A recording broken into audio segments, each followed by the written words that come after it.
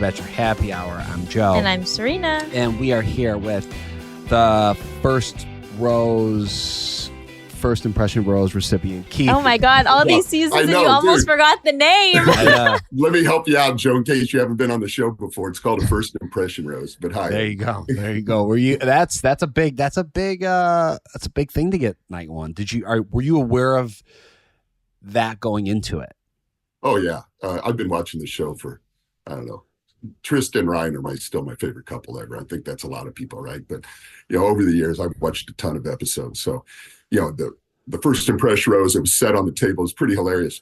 Everybody's like, "What's this? What's this?" And I'm kind of like, it's called a First Impression Rose. And I bet you 90% of the guys there had no clue what a First Impression Rose was. Really? They were all calling you super fan, I heard. Yeah, is that true? Yeah, Jordan. There's a guy named Jordan, good bud. But yeah, he called me fanboy first, right there. He's like, "Hey, fanboy, what's up?" I'm like, "Shut up." Well, you know what? It worked out because you got the First Impression Rose. So, and we do say when people go on this show, it's good to go on with a little background knowledge of what you're getting yourself into. Yeah. Oh, yeah. No, so, just meeting the guys the first night when you're sitting around the bar, you're talking, you're waiting for your time with Joan, whatever. And I was asking guys who had watched or who hadn't watched. And yeah, definitely. I've watched way more of these things than anybody else. That's for sure. Yeah. To me, it's kind of crazy to agree to go on reality television and do zero research. Like, you need to do a little bit of prep. Yeah. Like one guy, I was talking to one guy that night, and he was like, "Yeah, I watched like 4 or 5 episodes of The Golden Bachelor." I'm like, "Okay, well, at least you have some idea what's going on." That's something. Yeah. That works. That plays. So let's take it back to the beginning. How did you wind up on this show? I volunteered. Nice. So long time ago, I don't know, I had a friend, and she was probably 26 at the time, and I was trying to get her on the show. I was like, "Hey, you got to go on this show." So she moved away, and she called me like when The Golden Bachelor came out. She said, "Hey, you need to sign up." I'm like, "You got to be 65." I wasn't 65 at all.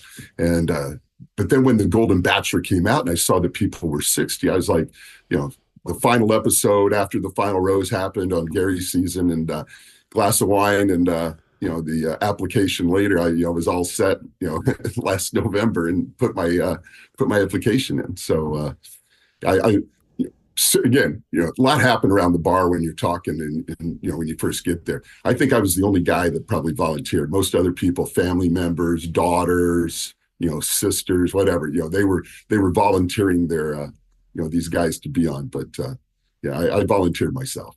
Wait, and you have 3 daughters, correct? Oh yeah. Yeah. Did they know about you volunteering when you did it at first? Oh yeah. Yeah. When I'm filling it out, I actually called Ryan, my oldest, and I was asking her like, "Hey, this is what I'm putting down." And she was coaching me, and I thought some of her answers were stupid. So I said, "No, I'm out. I'm going to do this myself." But no, all three of them were totally stoked. They were like, "You got to be kidding me, Dad!" But they were totally stoked I was doing this. Did they plan anything for the premiere episode to celebrate? So my oldest one, she lives in LA, and she last night she had to look for a bigger apartment to do it in. She just had a bunch of friends coming over. I've got my middle daughter, Annika. She's up in Chico. She last night she had a bunch of kids over in their living room. My text was blowing up after the show, and then my youngest one, she was with me, and it's just I was going to do a big party, 200, 300 people, get a venue type thing. And I just decided, no, I wanted to watch it. I wanted to see it because I'm pretty excited. I just wanted my attention to be on the show itself. So just me and 10 of my closest friends. What do your girls think of Joan? Oh, totally excited. When they found out it was going to be Joan, she had the style points, clothing. First night I even told Joan, I said, "Hey, there's a lot of pressure here on you that, my daughters followed you on Instagram, whatever." Yeah, you said, your clothing, your style points are way high. So you've got a lot to live up to here. But they thought she was, they just liked her. They liked what she was about. They thought she was beautiful. Yeah. And Keith, you're in San Jose? Yeah, Northern California or San Jose. Is that where you're from? No, I'm originally small town Indiana, Columbus, Indiana. I've been out here for 30 odd years, 40 years. Yeah, you have a deeper Midwestern accent. That makes sense. What do you do for? Well, you're a good Midwestern guy too. I lived in Chicago for a year and a half. It's all. Did you? If I could take Chicago seriously, if I could take Chicago and put it in warm weather, best city I ever lived in. Yeah, it's just too goddamn cold. The winters are just so cold. Yeah. Keith, what do you do for a living, or what did you do? Oh, no, I'm still working. I'm just a sales director, fiber optic company. I've been in the industry for 30 years. This company 4 or 5, but just selling. And you said your girls were really excited that it was going to be Joan. What did you think of Joan going into the season? Is she your type? Is she totally my type. The one thing I couldn't find out was how tall she was. I kept looking back on the old episodes to see how tall she was compared to Gary and check out her heels to see what she was wearing. But yeah, blonde hair, blue eye, great smile, totally in my wheelhouse. Yeah, she's beautiful. When was the last time you went on a date? Oh, before you went on the show. Yeah. Probably yesterday. A few months before I went on the show. I was going to say, once I applied on the show, I kind of stopped, I don't know, thinking about dating, or I didn't date much after I applied for the show. And I just, I don't know if I was just concentrating on, work and kids, family, whatever, but, and just seeing where this went. But yeah, I just slowed down once I applied. And how would you go about dating before going on this show? Like, did you do like any of the dating apps or anything like that? No, I'm not a big dating app guy. In fact, I've only, I haven't done a dating app probably in like 6-7 years. Mostly just through friends, network, getting set up, meeting people outside. I go out a lot. I like going out a lot. So I just meet people and, But setting up, I'm going to say that I've had the best luck when, within your friend network, the people, they know who you are, they know who the friends are, and they set you up. I feel like that would be the best way. I was never one to like enjoy dating apps. I just found them really difficult. Well, you didn't really enjoy dating. I guess. Dating kind of sucks. I agree with you. And then I talked to my buddies about dating apps too, and they were like, "It's work. You got, once you get home from work, and then you've got to go through all the messages and see which one you like." And just like, I'm lazy. I don't need to do that. Let's go out and meet people. Yeah, you want to like jump to just like that fourth date when things are getting much more comfortable and the nerves are gone. Yeah, when it's looking like you won't be dating anymore. So, Keith, we see you pull up in, what was it, like a station wagon? That was the tiniest little freaking station wagon. I said, "Hey, can we do a station wagon? That's how the family vacation, this little gimmick thing. I'm just trying to, make an impression." And I get there and it's like a mini. I don't know. It's the smallest thing. And I get out of that thing. I drive up and I'm nervous anyway, right? It's your first time meeting Joan. I'm a pretty confident guy, but it's like any first date, I guess. You're kind of nervous, but now you've got the mansion, the lights. Here's Joan all dolled up in a beautiful gold gown. And I'm trying to get out of this thing. And it's just, I'm just legs and arms coming out it was a low rider. I stand up, I'm taller than the car. I bet I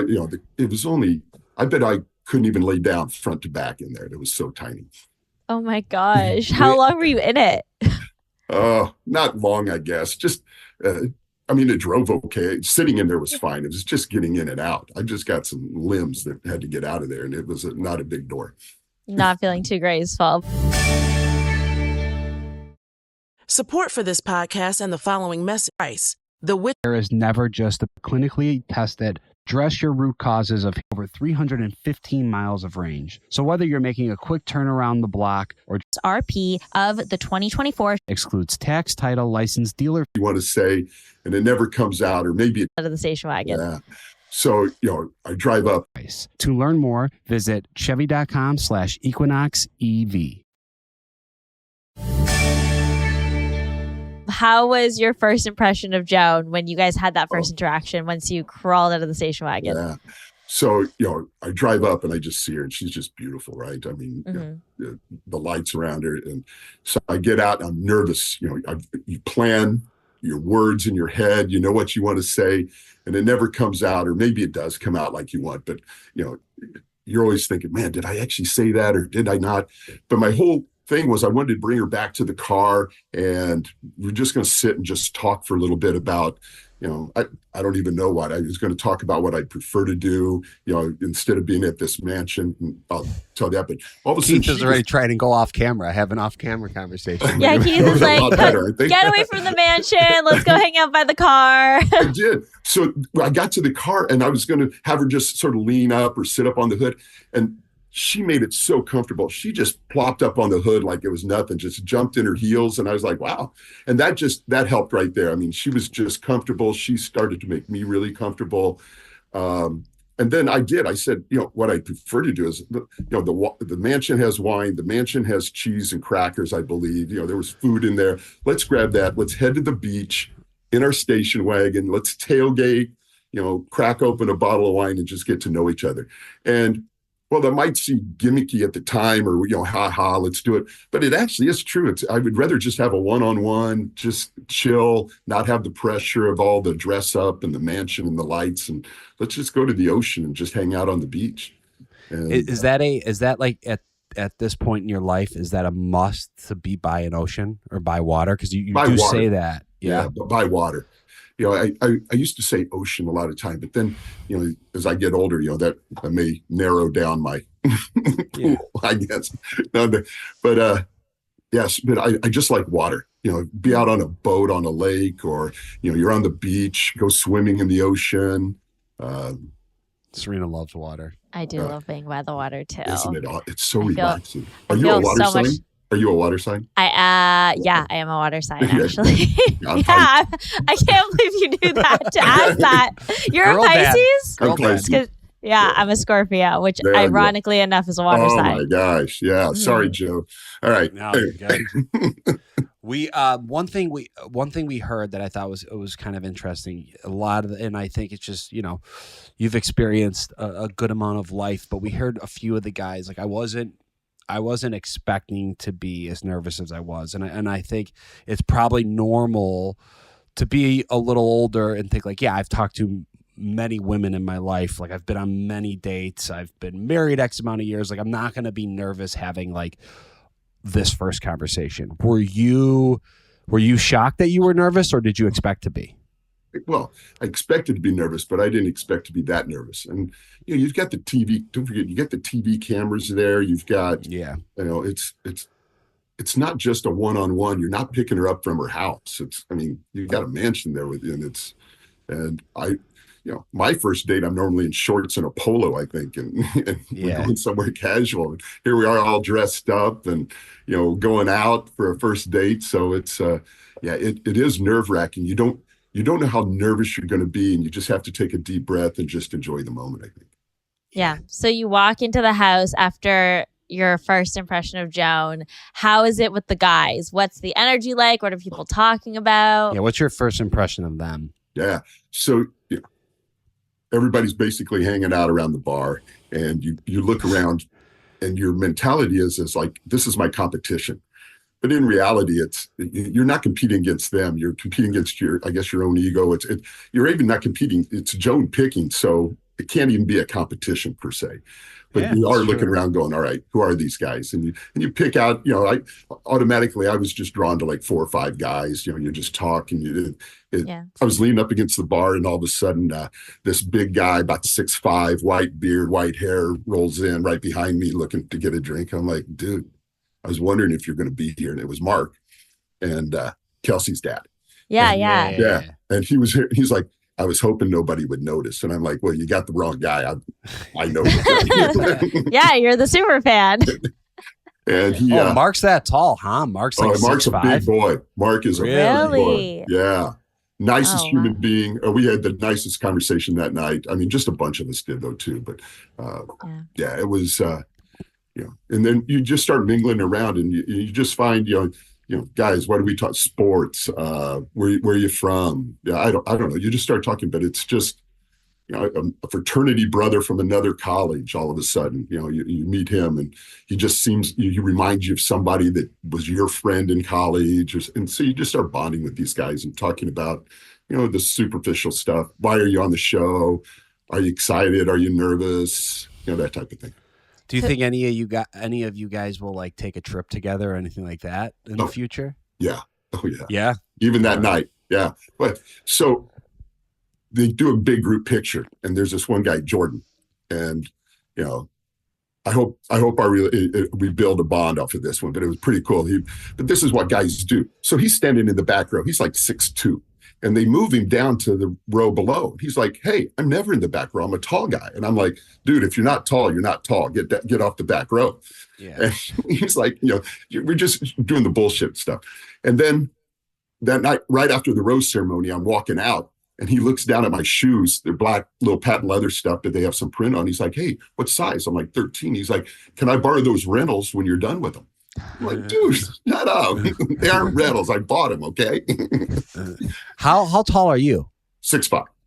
Oh, you're you're 6'5" tall too. Wow, Yeah. you Oh guys my are, gosh, okay. just a tall group of guys. 6'5's tall. Yeah, I'm 6. I'm 6, close to 6'2". But everyone says I say I'm like 6'1.5". Everyone's like, "You're 6'2". So I know guess Joe is the only guy that refuses to round up about his height. Anytime people ask him his height, he goes, "I'm 6'1.5". I'm close to 6'2". I'm like, you can just say you're 6'2". Well, because You're on my 6'2". driver's license it says 6'1". Yeah. Yeah, because they rounded down on your driver's Yeah, no, license. you got to always round up. By the way, there is no man in this world that is 5'11", because if you're 5'11", you say you're 6 foot, and if you say you're 5'11", you're really 5'10". So Yeah. It's true. That's It's true. Who were the guys after night one that you kind of felt like you gravitated towards the most? Jordan, Mark, Chalk, Dan. That was night one. Yeah. Okay. Nice. Yeah.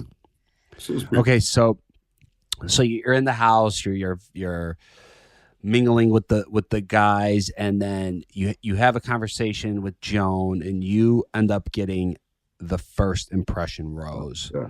What was going on in your? Well, yeah, just talk about that. Just receiving the rose and everything. So I finally get my time with Joan, right? And we go around and Play bags, right? You guys. Oh are yeah. playing So bags, we put the cornhole out, and we threw some bags for 2 seconds. And I liked that. I thought that was that like little like games like that, like I would call it like a cottage game, but I don't know, like but it's an like a beach icebreaker game. as well. Like it's a good activity that you could also kind of chat and get to know each other while doing. And she seemed to be really into it. she was so just the conversation, just how she made it so easy.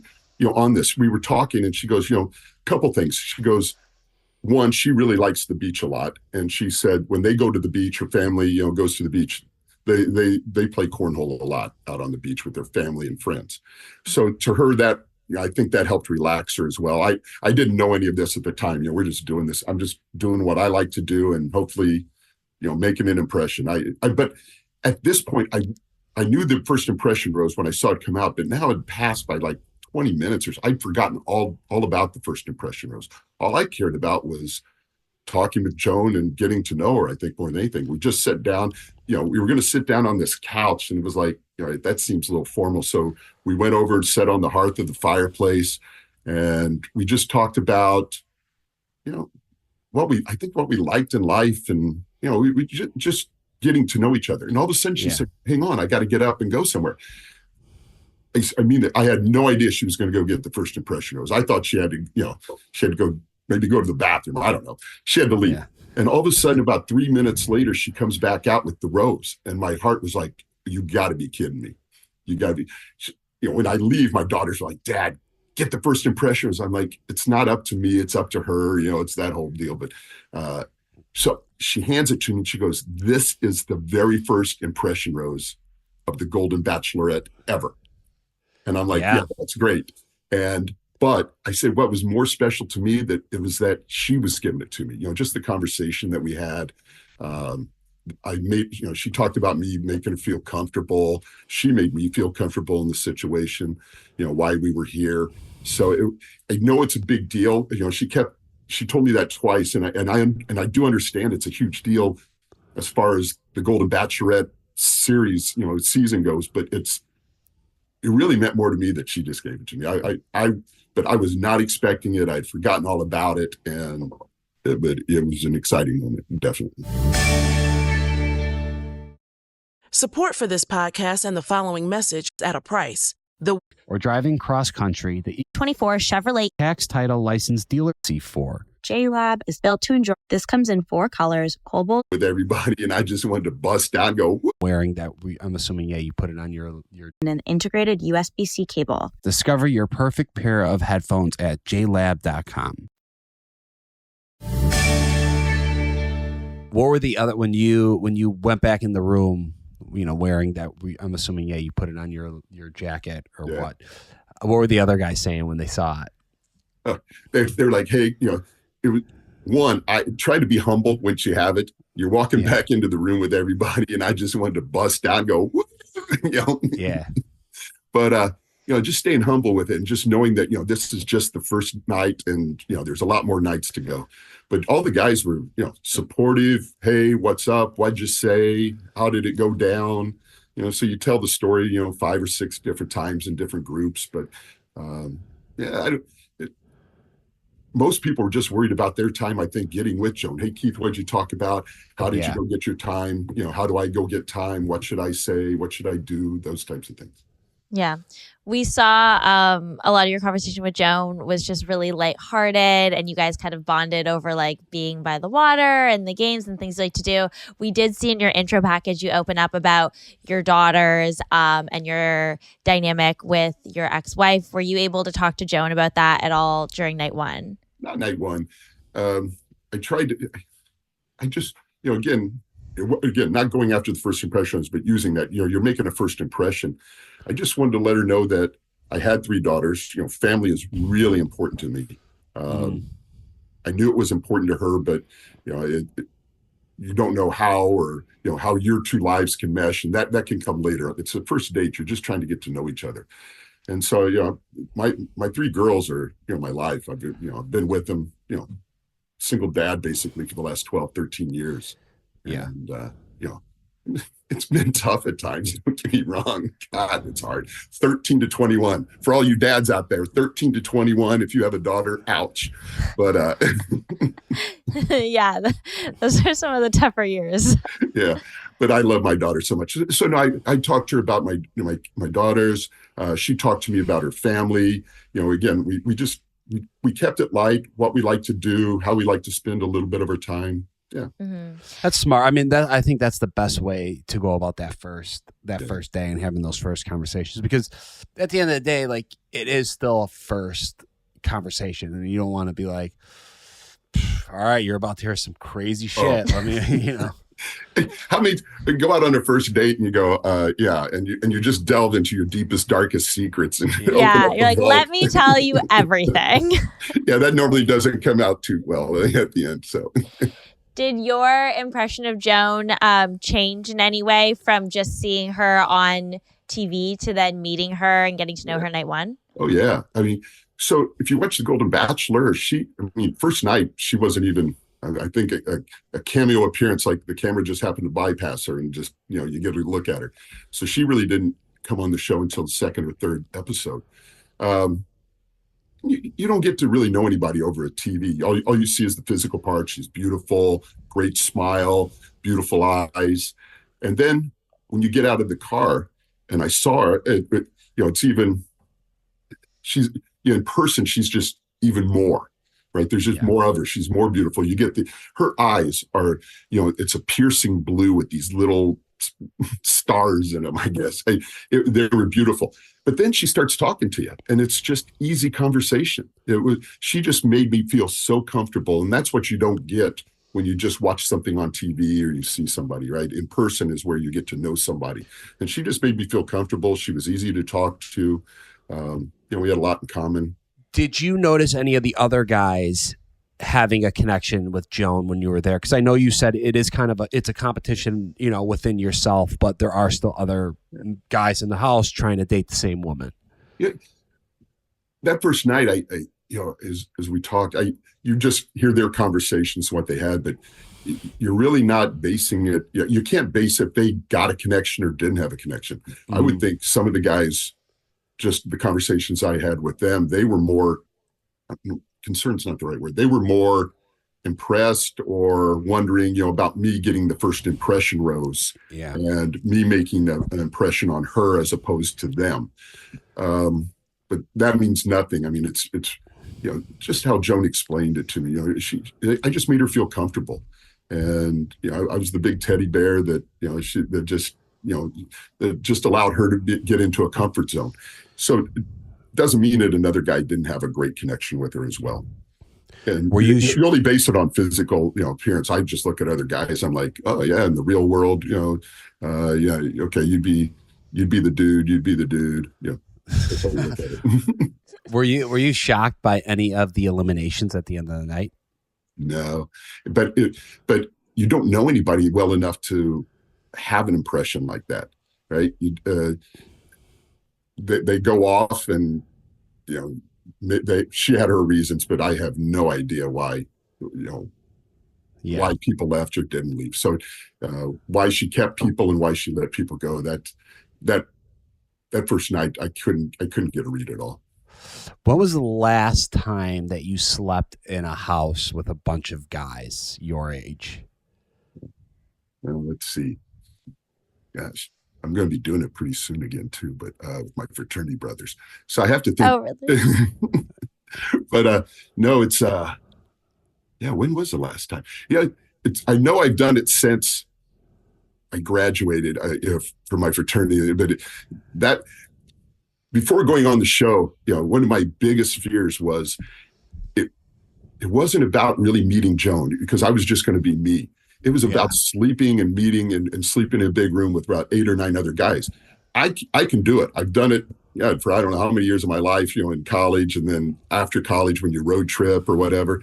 But I was wondering which guys out there had never done any of this and would hate it and just be, a pain in your ass. So were there some of those guys? I have no idea. I'll find out tonight. Okay. You want to play a little game with us? Do I have a choice? You do. Wow, you are a super fan. I love that. You know what? You do have a choice. Everyone has a choice. We're going to do a rapid fire get to know me with Keith. So first thing that comes to your head, I'm going to ask you some questions. And it's simple. You ready? Well, I don't know. This is pressure. It's very easy, fun questions. Go for it. What's your go-to comfort movie or show? Oh, Fast and Furious would probably be the movie. My favorite movie, though, would be Purple Rain. So, yeah. If you could have any superpower, what would it be? Oh, God. I got it. I'll go with strength. What's your go-to karaoke song? Oh, gosh. Save a Horse, Ride a Cowboy. Okay. What's your favorite Ben & Jerry's ice cream flavor? Yeah, I forget the name, but it's got to be the darkest, deepest chocolate. I don't care about any nuts in there or whatever. It has got to be decadent chocolate. Yeah. Serena likes that. She has a nut allergy. Yeah, no nuts in my ice cream. Pure chocolate. What is your dream vacation destination? Oh, beach. I've never been yet. Let's see, anywhere like Greece, Bali, Turks and Caicos, whatever. Give me a beach, sun, chill, bar. I'm in. Yeah. What's one piece of advice you've always kept with you? Oh, I don't know if it's advice. My biggest saying is I love my life. And I just tell people to love your life, if anything else, no regrets. I like that. What's the best concert you've ever been to? Oh, see that Tom Petty. What's your favorite way to spend the day off? Oh, beach or pool or water, cocktail, doing nothing. Yes. Got it. What's the most adventurous thing you've ever done? I guess jumping out of a plane. Or going on the Golden Bachelorette. Yeah. Good on you. Yeah. Yeah. That would be some of my friends going, you did what? What's one food you can't stand? I don't have any. Durian. You like fruit. everything? I love it. I didn't used to like peaches, and I learned about 7 years ago to start eating peaches. I love peaches. Oh, you know what? Uni. Yeah. Yep. Yeah. I don't eat that. That's fair. It's a tough one. What musician would you love to see live? Oh, Prince is I only have one regret in my life. I had a chance to see Prince and I blew it off because I was busy that week. And then he passed away like a month later. Damn. Biggest regret. Yeah. What's an accomplishment you are very proud of? My 3 daughters. More than A fun fact about you. fun fact about me. Oh, That's God. hard. I've got so many. So let's see. Only one. I know. Guys, You can rattle off a few. This is the last question. that's the last question. No, but fun fact. I like a lot of things. Like cornhole.